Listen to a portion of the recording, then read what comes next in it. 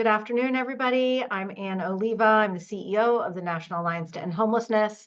Thank you all so much for joining today's webinar on interim strategies for responding to unsheltered homelessness.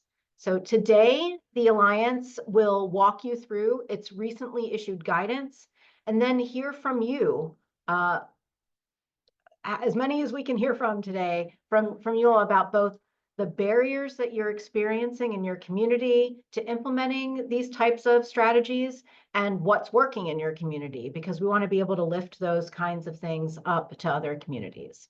Can we go to the next slide, please? So we always start our webinars here. Just take a moment to familiarize yourself with the statements on the screen. The Alliance, of course, values diversity, and we invite everyone to join our online discussions and webinars. We have a very strong commitment to preventing discrimination or abusive behaviors in these spaces, and we strive to create a safe and respectful environment for everybody who's participating. So if you experience discomfort or witness any issues, sometimes it happens during the chat, and it's happening so fast that we can't actually see it on the staff side. Please let us know, reach out to any of the Alliance staff members via the chat or some other way to let us know. Our goal is to foster a diverse, inclusive, and welcoming space for everybody who's participating. Next slide, please. We want to start out, as always, with housekeeping. This webinar is being recorded. And this recording, as well as the slides that are being presented today, are going to be shared with all the registrants for today's webinar.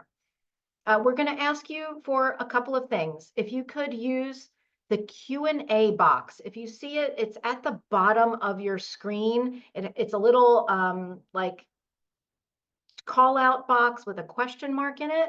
If you could use that box throughout the webinar to ask questions of the speakers and not put your questions in the chat. It's just the chat moves too fast for us to follow. But you can use the chat feature for all your other comments, things that aren't questions, like you're doing right now. Welcome to everybody who's coming in and introducing themselves in the chat. Please check the chat throughout the course of today's webinar for resources from the Alliance team. We're going to be putting links and other ways to stay involved in our work in the chat, so please continue to monitor the chat box. Next slide, please. So before we get started, we don't want to just dive into today's content without taking a minute to acknowledge and recognize, it looks like we have maybe more than 1,000 people on so far. It's hard for me to tell from here, but people are on today because you want to know what the right strategies are for keeping people as safe and healthy as possible. We just want to take a minute to recognize that you all are in a situation, and we are in a situation where we're experiencing immense challenges and pressures in communities and at the national level, particularly at a time when we have so much political uncertainty. We at the Alliance stand ready to continue to provide you with the most up-to-date information, as we've been doing over the last several weeks, and guidance to communities to help you navigate in your own systems and in your own local environment, and to advocating for you and your communities in the halls of power, which is something that we take really seriously here at the Alliance. I want to note that some of you might have already heard that we expect a new executive order this week from the White House that directly relates to encampments in the District of Columbia. I'm raising this here because we have heard from constituents around the country and our partners around the country that they have seen in the press that this EO might be coming out this week. We expect it probably on Friday.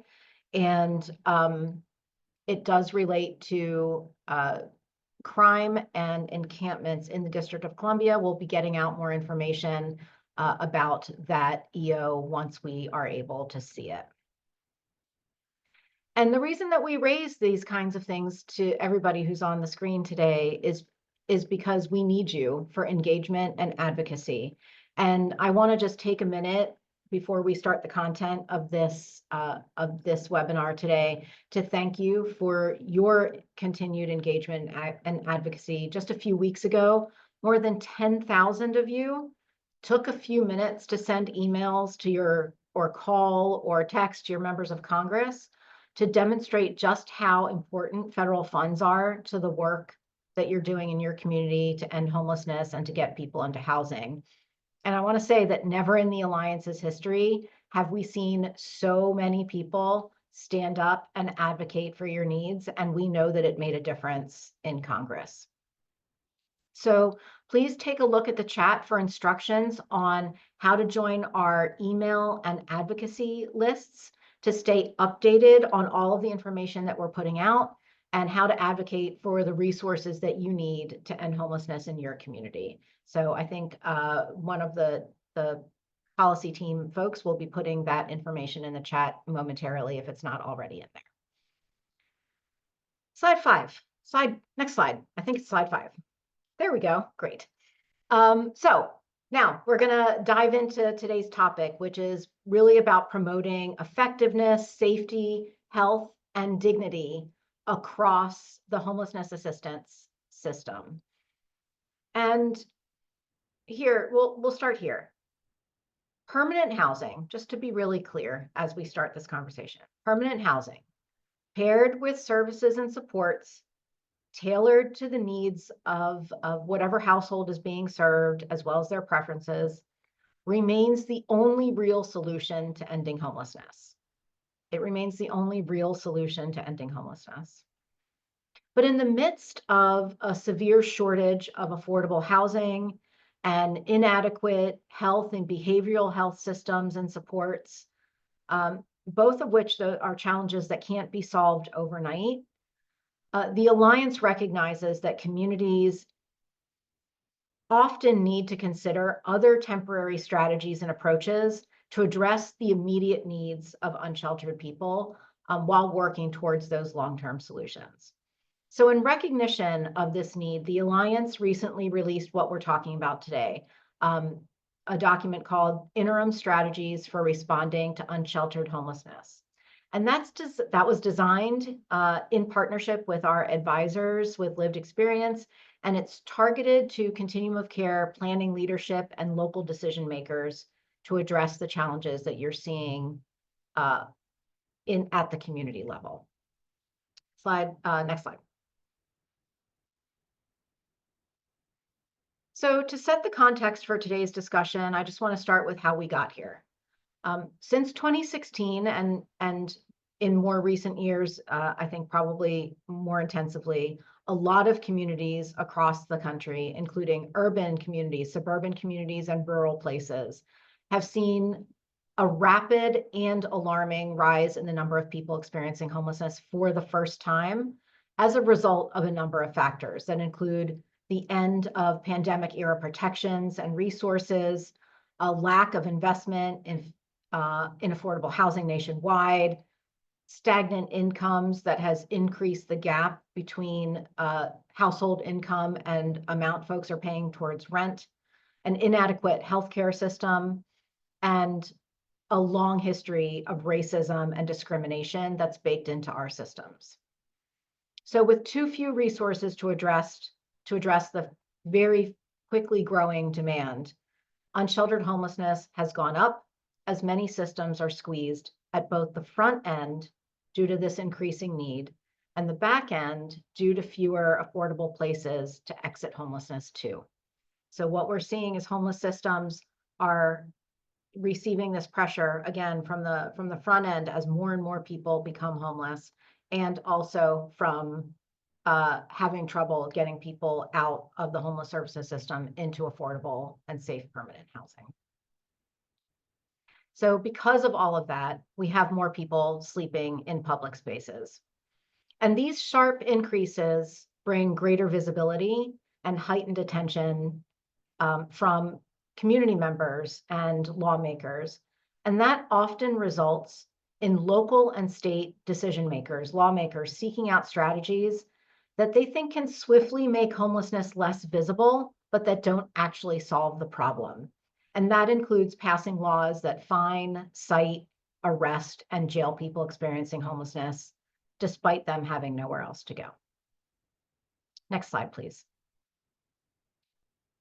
So through the guidance that we've prepared and that we're talking about today, the Alliance hopes to promote effectiveness, safety, health, and dignity across interventions designed to end homelessness. And I just want to note that, like, as a baseline, the Alliance strongly believes, and this work is grounded in these top line messages.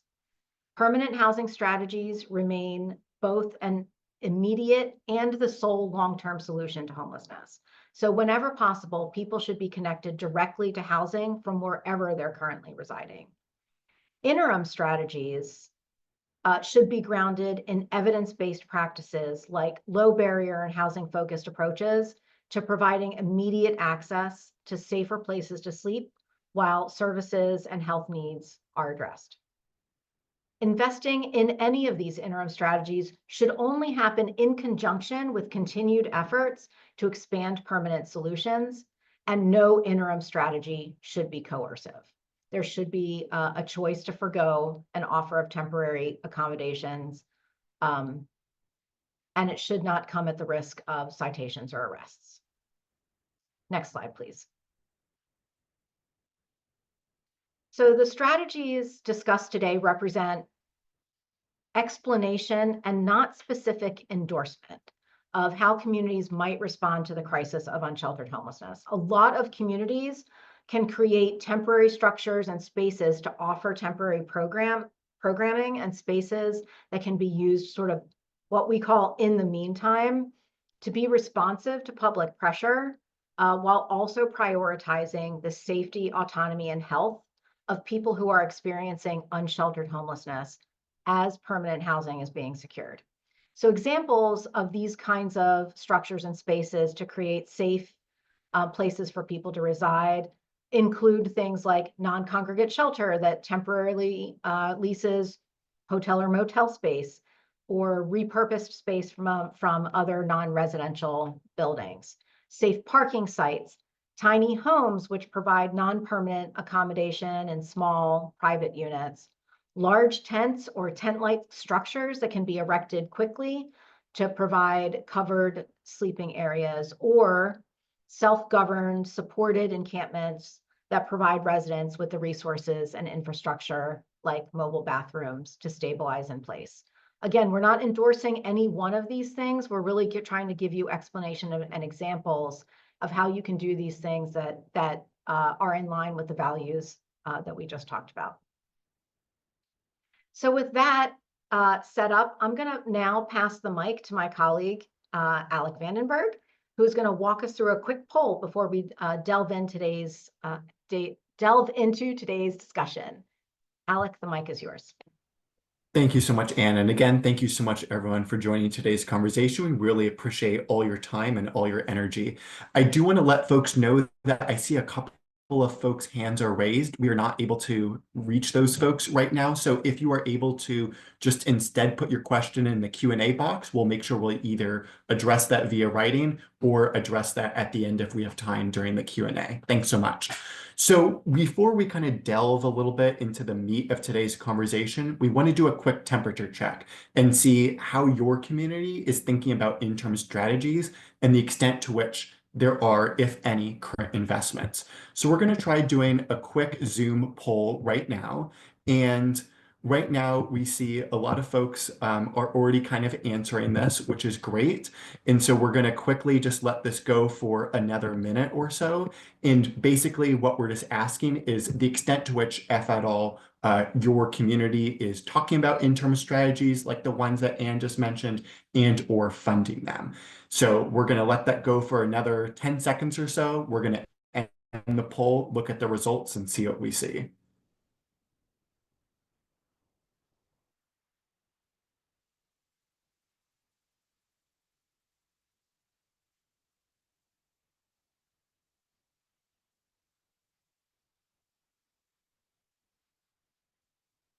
I know folks are still responding to it, but I'm just going to end it preemptively just so we can see some of the results, just at a quick snapshot.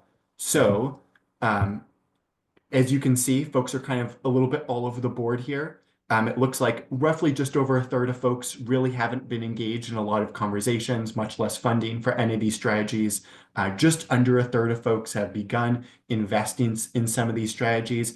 And then about a third of folks have some kind of moderate or significant investment in these strategies. So we see that there's a great diversity of folks from communities all across the country today, approaching today's conversation from different places. So we hope that today's conversation will be relevant to you, regardless of if your community has no interest in these strategies or have no conversations, or you already are down a significant path. So we hope that there's value provided to you either way. So thank you so much for letting us know kind of your initial thoughts there. So now what we're going to do is why you're all here today, and that's really going to be diving into the substance of today's conversation and really diving into the initial recent guidance that the Alliance just put out. We are very lucky to have with us today 3 experts with lived and learned expertise of homelessness. They've been absolutely vital to our work in this space, and they are going to walk through us with the core elements of the guidance that they have helped develop. I always like to think of them as like the end scene in Avengers, where all the Avengers show up. This is really the A team that we're bringing out to you today. So without further ado, first we have Sav Starling. Sav has been working in the homelessness sector for several years, bringing their professional experience and their lived expertise to the field. After resolving their own period of housing instability, Sav began working in outreach and case management, using their firsthand understanding of clients' needs to drive meaningful support. Currently, Sav works at an agency that oversees multiple non-congregate and congregate shelters and housing programs in Colorado. Sav, thank you for joining us. We also have Rochelle Ellison. Rochelle is a woman with lived experience of experiencing homelessness with co-occurring disorders for 17 years straight, who is now in long-term recovery. Among the many hats that she wears, she is a speaker and advocate for the National Coalition for the Homeless, as well as the assistant director for the People for Fairness Coalition here in Washington, D.C. Sam Burnett is a first-generation Filipino American. Her pronouns are she, her, hers. She was an unhoused homeless mother with 2 kids as a result of fleeing domestic violence. After living in her car, trailers, public housing, and rental properties, she has a paralegal certificate from Boston University, which helps her manage legal clinics for criminal and eviction expungements. And she currently works at the Providence City Council as their constituent services coordinator, where she still works and meets with unhoused folks in the community to advocate for their needs. I wish I could go on and on about them. Their resumes could take the rest of today's session, but in the interest of time, I am now going to turn over the floor to Sav, who is going to talk us through some of the fundamental system principles when considering some of these interim strategies. So Sav, take it away. Thank you. Awesome. Thank you so much, Alec. So here we have fundamental system principles. So before we dive into any specific strategies here, it's important to note that while the Alliance doesn't officially endorse any particular approach, we do support some key principles that should guide community decision-making. The first step before investing in any new strategies is to take stock of what's already available to you, whether that's funding, workforce capacity, land, or the property that you have available. We need to make sure existing resources are being used effectively and look at homeless system data to determine what's actually needed.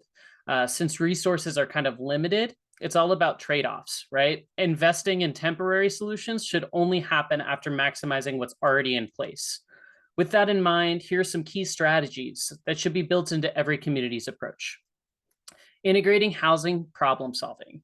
We need to make housing problem solving a core part of every interaction in the homelessness response system, including coordinated entry, I would say especially. The goal is to help people avoid homelessness altogether or exit it quickly with light touch assistance. Next would be directly housing people from the streets. Whenever possible, we should focus on getting people straight into housing from unsheltered situations like encampments. This means investing in housing-focused street outreach to make those connections happen. Removing barriers from shelters. Shelters should be as accessible as possible. Rules that make it hard for people to get in or stay should be heavily reevaluated. It's crucial to listen to the shelter staff, the residents, and people experiencing homelessness themselves to understand what barriers are in existence, both formal and informal, and how they impact shelter access. The next slide here, we'll dive deeper into those common shelter barriers. But for now, we'll keep on going over these fundamental system principles. Treat interim strategies as temporary. So any short-term solutions should be designed with the understanding that they are just that. They are created to be temporary.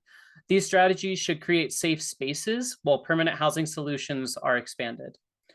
Engage people with lived experience. We strongly believe in the principle of nothing about us without us. People who have experienced unsheltered homelessness firsthand need to be actively involved in designing these solutions.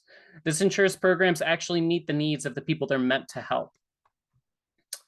Integrate efforts into the COC. So any program using any of these strategies should be connected in some ways to the continuum of care, or the COC. That means ensuring that participants have access to coordinated entry so they can be assessed and referred to permanent housing options. Projects should also be a part of the Homeless Management Information System, or the HMIS, for better coordination and data tracking. Create plans to sunset strategies. From the very beginning, communities should plan for the eventual phase out of the temporary solutions. The goal is to reduce the need of these sites over time as permanent housing becomes more available. Next slide, please. All right, so addressing shelter barriers. A big issue with emergency shelters is that they can often screen people out instead of in, which means that many people remain unsheltered due to these barriers. By removing these barriers and improving how people move from shelter into permanent housing, communities can help more people get indoors quickly and cost effectively rather than relying on temporary shelters. Here are some of the most common shelter barriers that can make it hard for people to access services. Household restrictions. Some shelters only accept certain family types, which can force people to separate. Unreasonable rules. Strict policies around personal time and space can make it difficult to stay. No pets allowed. A lot of people won't go into shelter if they aren't able to bring their pet. Makes sense to me. Fees to access these sort of services. Charging for shelter access can be a major barrier. Strict ID and documentation requirements. Not everybody, especially if they're coming from right off the street, have easy access to identification or easy access to keep their identification. So even if we're able to get them identification, it might be difficult for them to keep that. Inconvenient locations. If a shelter is far from other services, transportation, or the person's support system outside of shelters, right? It might not be a realistic option for them to be attending or going to that temporary solution shelter. Poor conditions. If shelters are overcrowded, unsafe, or unsanitary, people may choose to stay outside instead. Lack of personal space or storage. Many people avoid shelters because they can't store their belongings safely. I've seen lockers, I've seen sheds where an employee can come and get the person's belongings with them. So creating different solutions in that way to that barrier. Limited hours. Curfews or restrictions on exit or entry times can make it hard for people to maintain their jobs and responsibilities outside of the program that they're in. Sobriety requirements. Requiring strict sobriety or participation in recovery programs can exclude people who are still struggling with those sobriety requirements. Good behavior policies. Strict rules about behavior and compliance can lead to unnecessary exits. And then criminal background and income screenings. Some policies unfairly prevent access to shelter when we're looking at, if they have a criminal background or how much income they have. It's absolutely a barrier. By addressing these barriers, communities can make more shelters accessible, helping people move indoors faster and more efficiently without the need for costly temporary solutions.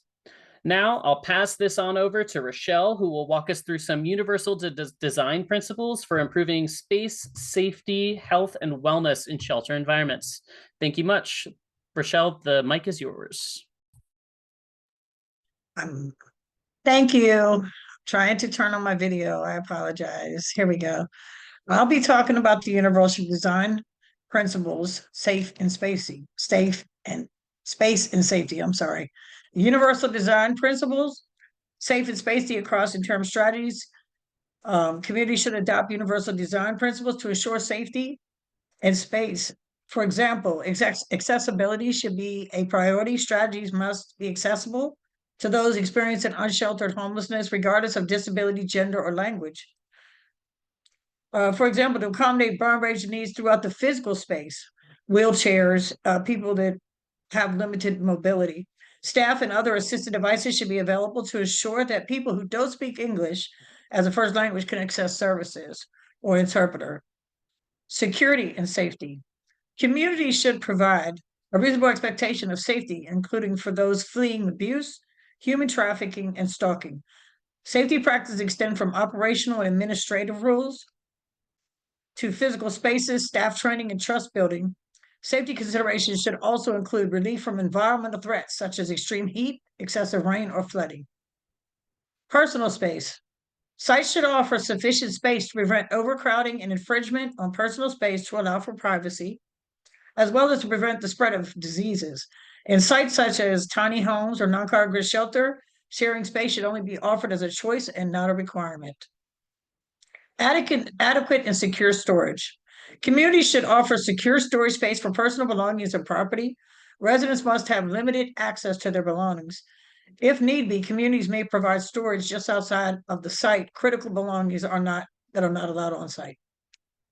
Pets. Interim strategies should maintain a low barrier operation, allow individuals to bring and keep their pets with them.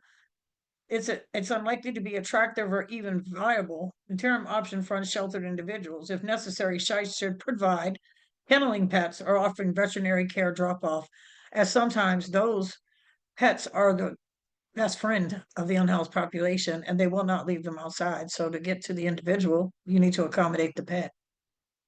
Households. Sites must be able to accommodate households as they present, regardless of familial status, marriage, or other gender identities or household members.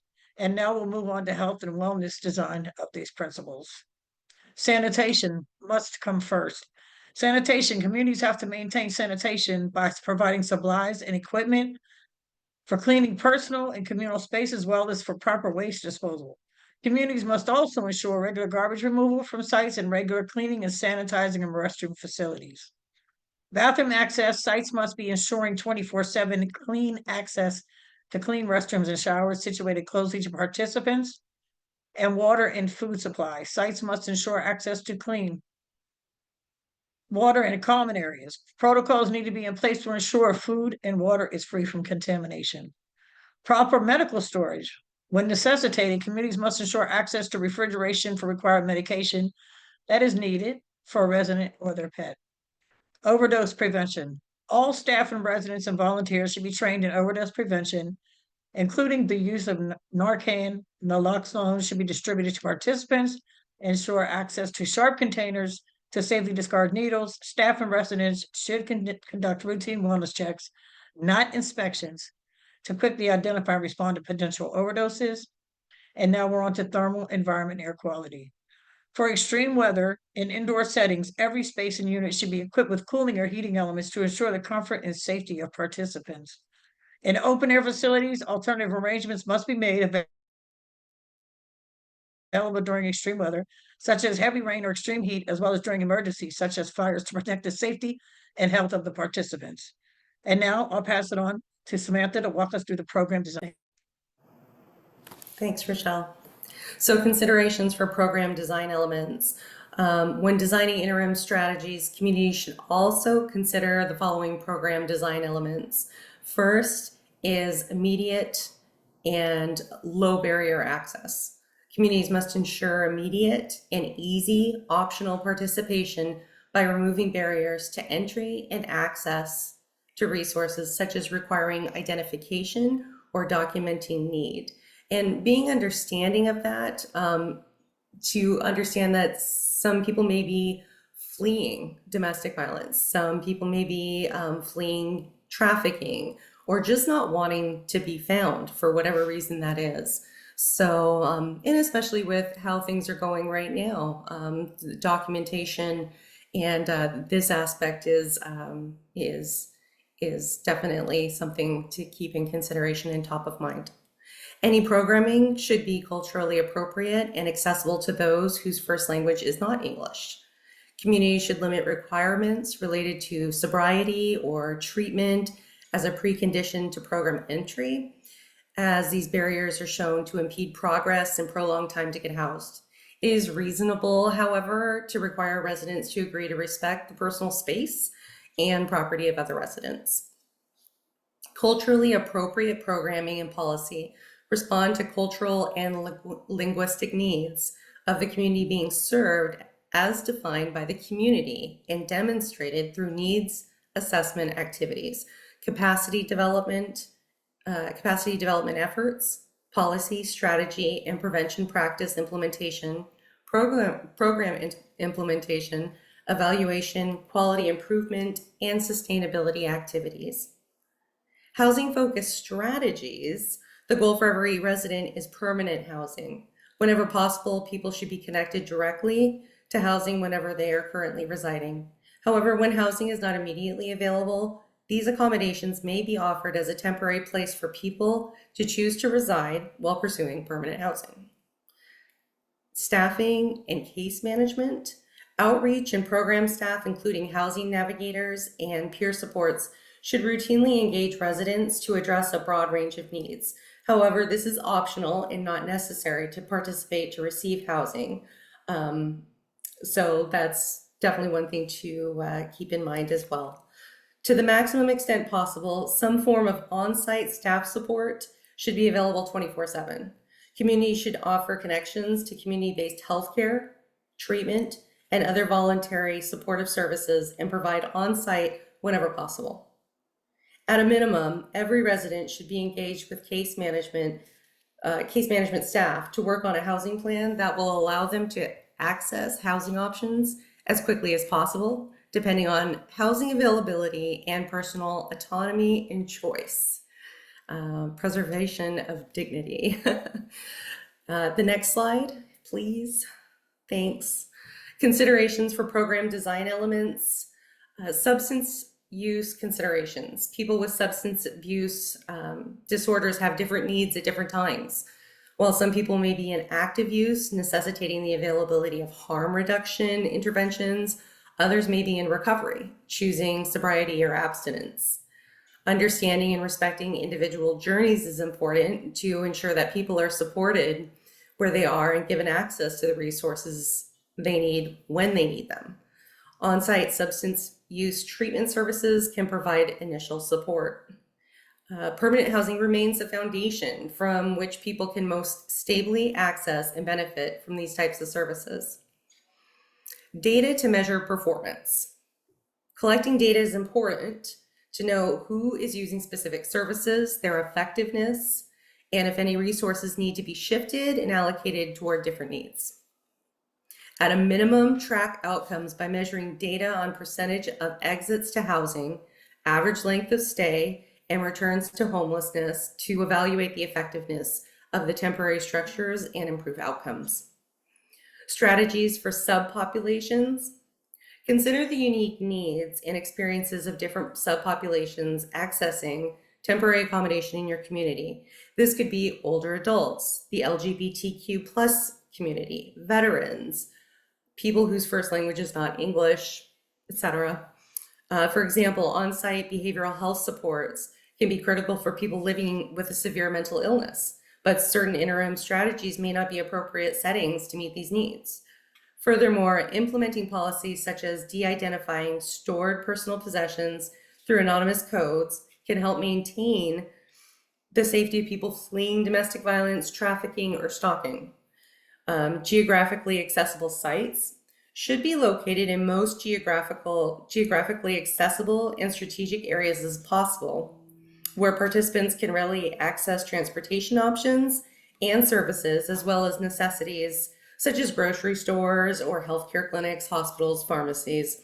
In rural communities where options may be more limited, Planning should be explicitly to include how the programming will ensure participants have access to transportation and community resources.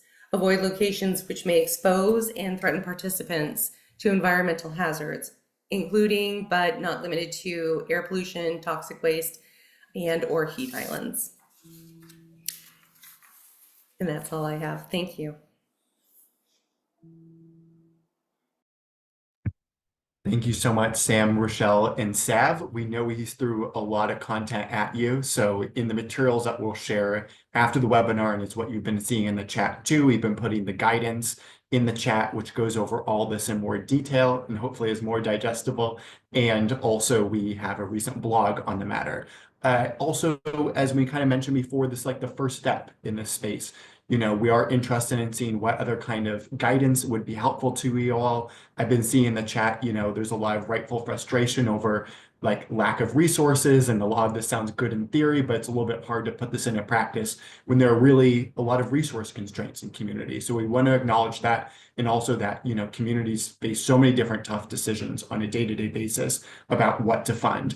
So in order to help kind of inform some of those kind of next steps and next conversations, I would love for folks to participate in the second poll of today's session, which I'm going to pull up here in just 1 second.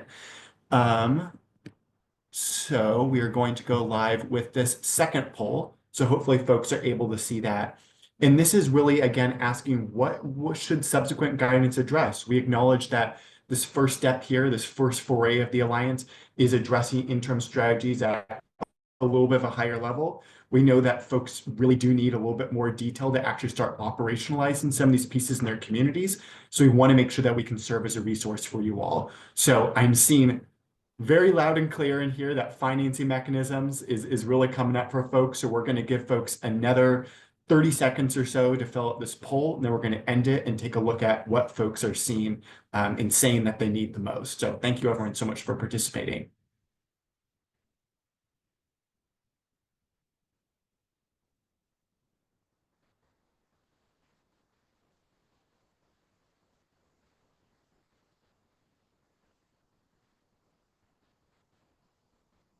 And we also know that, you know, not all the other suggestions for additional guidance might be reflected here. So we're going to be saving all the chat, reading through it. So if there's anything that's not reflected in this poll that you are you know, yearning for, thirsting for, just put that in the chat, or I'll put my email up in a second and welcome anyone to reach out personally. So we really want to hear again, like how we can be most helpful to you all. You're all the ones who are doing the work on the ground every day.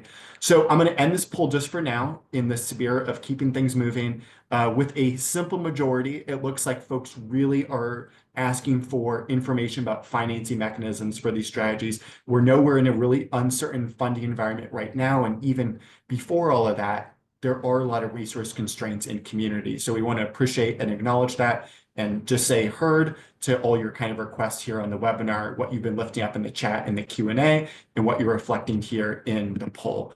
So I'm going to share these results really quickly. As you'll see, again, financing mechanisms is definitely coming up a lot. Also, you know, the ask for documenting emerging practices for improving effectiveness. So in just a second, I'm going to invite folks to reach out to me if you have any like protocols or any other resources you have seen in your community that you want to see elevated, so we can take a look at that and help that inform what practices we can help elevate and see what we can replicate across communities in terms of what seems like it's most effective. So thank you so much again for participating. Before we wrap up and move over into the question and answer part of today's conversation, I just want to quickly close out the guidance part of today's conversation, just reinforcing a message I know that you've already heard a couple of times already, and that is, again, loud and clear, we want to say that these strategies are not a substitute for moving unsheltered persons directly into permanent housing. That is best practice. That is what we are hoping for, to remove those barriers and to immediately and permanently end people's episodes of homelessness. And interim strategies should be viewed as temporary and viewed as a way to keep people healthy and safe until permanent housing is secure. So we know and we appreciate that you all are doing life-saving work every day. It's really complicated making these cases to, you know, different community stakeholders and leadership. So we are here in support of you to try to, you know, make the case for evidence-based best practices, and again, ultimately keep people alive at the end of the day. So thank you so much. We are going to now move on to the next slide, Ken. And actually, sorry, skip past the quick poll. And so again, really quickly, right before we head over into the Q&A part to wrap us up the last 15 minutes or so, keep using the chat. We really appreciate all the wisdom that folks are sharing, all the questions, all the concerns. So please, in the chat and or through emailing me, let us know, like, what are emerging effective practices that you see in your community? Like, do you have any data around that? Are there any protocols that you could share? Where are some of the policy practice research gaps? Where should we be getting more data? Where should we be asking communities what they're doing around certain areas? Where there are different barriers at the federal level, at the state level, at the local level. So we love to keep up the conversation. This is the start, not the end of this conversation. So everything that you're sharing with us today is going to help us inform future conversations and future resources and guidance. So in that spirit, we have a lot of questions in the Q&A. We're not going to be able to get to all of them today. We're going to do our best to follow up people individually for the questions that we have not been able to get to. We're trying to answer some more of those in the chat, but I'm going to get to a couple of the ones that I saw here initially. So Sam, Ann, Sav, Rochelle, welcome you all to come back on camera and join us for a little bit of a discussion to close us out here. We've got a fantastic question from Chandler here. It's so great, I'm going to repeat it in full. So Chandler asked, as the availability of guidance on best practices for addressing unsheltered homelessness becomes more widely available, and public pressure to address the symptoms of unsheltered homelessness get more prevalent, we are seeing an increasing number of detractors to best practices and housing-focused solutions who want to disappear people experiencing homelessness, yet still adopt some of that best practice language, but not the practices themselves. So how do you combat this? How do you build trust and literacy with leaders to understand not only what solutions sound good, but what actually works?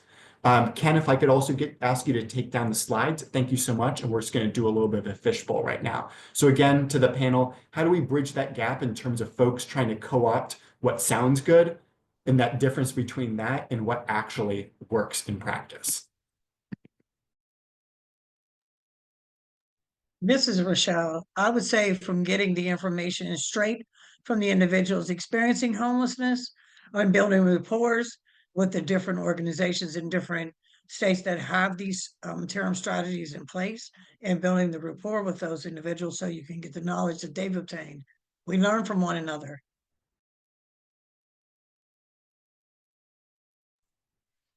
I would agree with Rochelle. This is Sav. I think that as well as that, like in the advocation that Rochelle is talking about, client surveys is a great way that you can get more information on like how people are feeling that are experiencing homelessness, that are staying at those shelters, in order to get like a best case scenario for how to move forward with these sort of solutions, and like highlight the voices of who it actually impacts.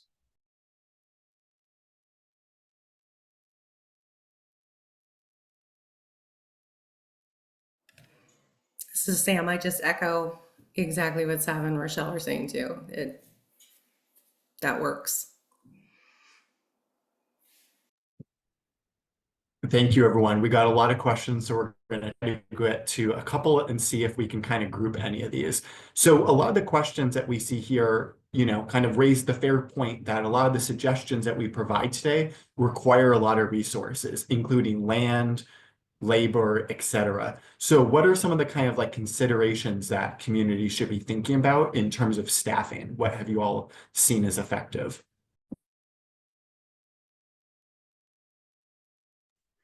I can start here. Thank you, Alec. And whoever asked that question, I'm not sure the name, but thank you for asking that. I would say that in the majority of shelters that I work with and that I see, there are not enough differentiation of like what people are doing. So if that makes sense, like the case managers are the outreach, who are the housing navigators, who are the so on and so forth, kind of like piling on all of these duties onto, like, you know, 2 individuals, right, who have caseloads of 50 or more people. I believe that the National Alliance does have guidances on staffing in that way of how many people should be on a specific caseload, and, you know, how we're splitting up, you know, the duties of different employees in the way that we are working with clients is more specialized. And I think that that approach is something that I believe in.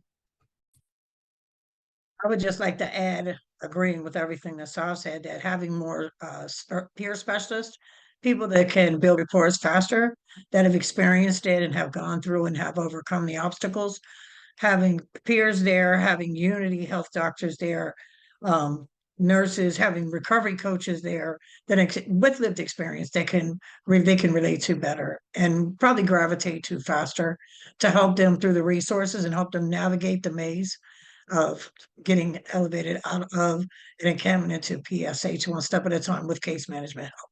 It takes a village. You know, I would say one of the things that has been successful for myself and just continually doing work in the field is just being able to coordinate resources and build good relationships. I'll say, like, for instance, when I do my expungement clinics, you know, like, I learned that the American Bar Association gives continuing education units to people if they help with, like, legal clinics and things like that. So just being able to connect with the different resources and to find out what specialties we can connect, so the people that are doing boots on the ground work can focus on just boots on the ground and don't get overwhelmed or burnt out by the work. I found that that's pretty effective.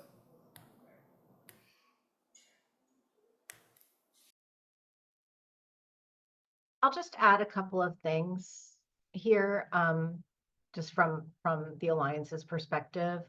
One of the you know, there are a number of questions in the Q&A about financing, especially for these interim models. And we know that the Continuum of Care program, which is the big federal program, doesn't actually, it doesn't pay for emergency shelter or other types of interim supports. But the Emergency Solutions Grants Program does. And in the political environment that we're in right now, I would say an increase in the ESG program that goes to states and localities is, while it would be a hard lift for us, I do think that an increase in ESG is something that we have been asking for from Congress at the Alliance, because we recognize that there needs to be some additional funding for these interim strategies. But that's another place where your voice is really needed. It's something that you all could do. Sign up for the advocacy alerts, talk to your members of Congress about specifically supporting an increase in the ESG program. It's a formula, so it is slightly more palatable to some folks in Congress that might not want to increase the funding for the COC program. So I'll say that. I'll also note that in the Q&A box, there was another suggestion around looking at municipal property, which I think is exactly right. There's federal property that sometimes becomes available in communities. There's state and municipal property that could be used to site some of these programs for low or no cost. I know when I worked in the District of Columbia, our emergency weather programs always relied on municipal property in order to execute our winter plan or other types of inclement weather programs. And then the last thing that I'll say is that one of the things that the Alliance has out right now is we're trying to gather some information on how folks are retaining staff and what kind of mechanisms communities are using to retain their staff so that we don't have so much staff turnover. And we'll be putting out information once we get those back, get that information back. We'll be putting out information on that and sharing that with you all. Thanks, Alec. Thank you so much, everyone. Before we jump into a couple other questions, and I just wanted to ask you one specific question that Jace raised in the chat here. So we mentioned coordinated entry a couple of times on the call, and they're wondering if there's any guidance that we have considering that some of the coordinated entry pages have recently been removed from the HUD. Great, thanks, Alec. I know that there have been a number of pages removed from a lot of different federal websites, and they're pages that folks rely on to get information and to access guidance. So we're working with a number of our national partners to make sure that we'll be able to figure out a way to get those resources back out to you. It's not going to be immediate, but we'll be figuring out a way forward to make a number of those resources, like the resources on coordinated entry, available to communities, again, because they're really important and helpful. Thank you so much, Anne. We got a couple more minutes for a couple more questions. Something I've been seeing a lot in the chat and in the Q&A, people bring up the issue that we're all very familiar with whenever you try to cite housing, affordable housing, shelters, interim strategies, NIMBYism, right? The not in my backyard mindset that folks want to support people who are unhoused and vulnerable, but not in their immediate vicinity. They're worried about property values. They're worried about all these other things. So my question for the panel is, what practices have you seen effective in your own communities across the country in terms of getting that collective community buy-in to say, hey, we have folks in our own community that we need to serve. We can't punt them to another community. We need to serve them here and get them the resources that they need. How have folks been able to kind of overcome that NIMBYism that we see, regardless if it's a tiny house, a safe parking lot, a permanent supportive housing unit across the board? In our case, it's a non-congregate shelter. And we just kept advocating and kept fighting, and we kept getting injunctions, and we kept advocating and we kept fighting, and finally it just opened. And we started placing people into the Ashton shelter here in Washington, D.C. But it wasn't without a fight. And we just came together as one humongous voice, advocated for it, fought for it, got legal aid online, get national lawyers involved, and we won. It's just making your voice bigger and brighter and knowing that these people deserve to be here just as much as anybody else. These are human beings, are just down on their luck, and they just need a helping hand. So we're going to be their voice until they find their own. And that works. Yeah, I will say that one thing that we did that was good was get together in small clusters of the community. We broke it up into, with city councilors, 15 different areas in our city. And we had real conversations, and they weren't always pretty, and they weren't always great. And, you know, it got heated, you know, because I don't want this. And what about my kid and the safety and this and property values? And it's like, get it out. You know, it's like, I think that's the biggest thing, is to voice it, air it out, look at it. A lot of the times what we found was, you know, there's going to be some people who just don't change their minds, you know, and that's okay. You know, that's where they're at. But I think it's education and it's understanding, and it's just trying, you know, just try and not to give up on them. And if you had a hard meeting, that's okay. You know what? Have another meeting after that.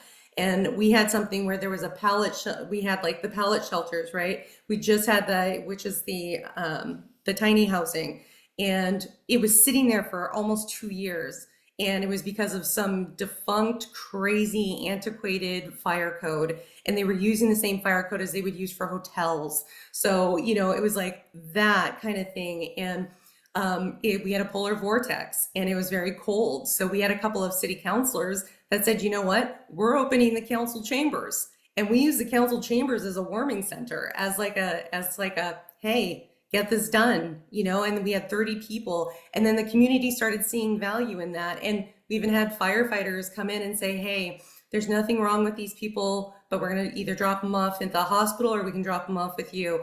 And because of that, the General Assembly got moving, and they said, oh my gosh, what is the holdup? And then they found out what the holdup was. They were able to pass it. The ribbon cutting for the tiny homes was yesterday, and that's 45 homes. So the whole thing is like, don't give up. You just have to keep talking and keep the conversation going, because if we stay quiet, quiet and we don't have those conversations and work through them, we just won't get anywhere. So keep having that conversation, keep going back to the elected official, keep going back, because it's that time that we stay silent and we go, forget it, it's hopeless. It's not hopeless. There's always another way. You just have to find it. I would just like to add, share your personal story. People that have made it through overcome the obstacles. I'm one of those people who have overcome the obstacles, and people would never look at me today and think that I stepped on a park bench or concrete for 17 years without the resources. So make it more personal, make it humanize it.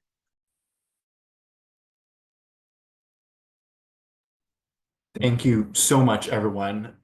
We only have 3 minutes left, so I'm going to quickly wrap this up and then hand it over to Anne to close us out. But thank you so much to our wonderful panel for answering as many questions as we could. Thank you to everyone who's been so active in the chat and the Q&A. I'm so sorry we're not able to get to everyone.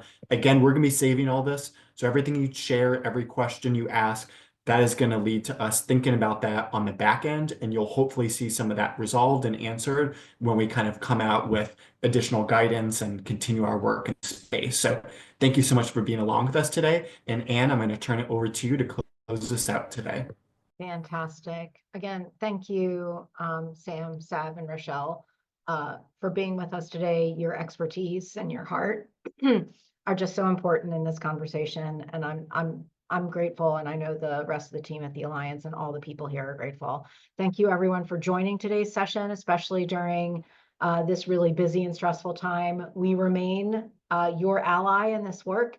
Do not hesitate to reach out to any member of our team about this webinar or interim strategies or about anything that you're dealing with in your community. We look forward to staying in touch.